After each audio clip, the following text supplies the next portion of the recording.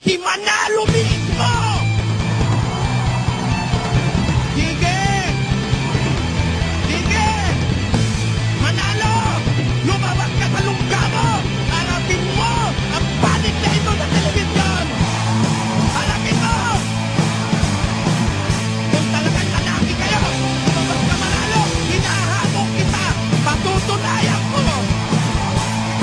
Hinahamon ko tira ni Manalo! O si Eduardo Manalo! Patunayan niya ang iglesia ni Manalo! Iglesia ni Cristo kinangat ng tatay kay totoo! Patutunayan ko! Ang demonyo ang iglesia yan! Ayon sa Biblia! Manalo, lumabas ka na! Patunayan mo ang relihiyon mo!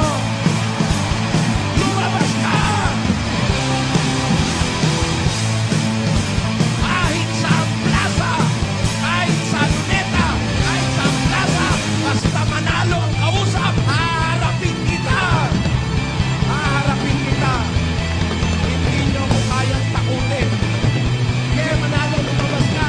Patunayan mo sugo ang tatay mo! Tutol ako! Hindi sugo lang niyo si Felix Manalo! Sugo ng demonyo! Si Felix Manalo! Kaya nga, sabi ng ating tagapamahalang pangkalahatan, ang sinasabi sa'yo, Mr. Soriano, Si Manalo mismo! kadali ha? May hamon si Soriano, ang gusto niyang makalaban ang kapatid ni Ranyo Manalo.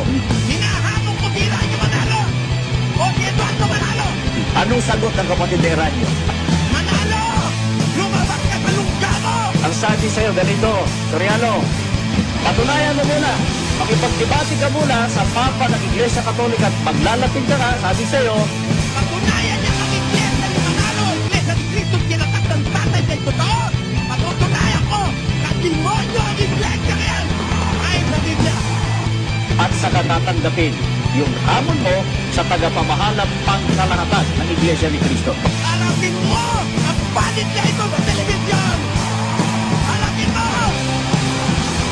Pag hinarap ka ng Papa sa Roma, haharapin ka na rin ng tagapamahalang pangkalahatan sa Iglesia ni Cristo. Ang hirap kasi kay Manalo, ayaw lumabas, kaya mga membro niya ang nagtatanggol sa kanya. Ang pinakamagaling, palabasin mo si Manalo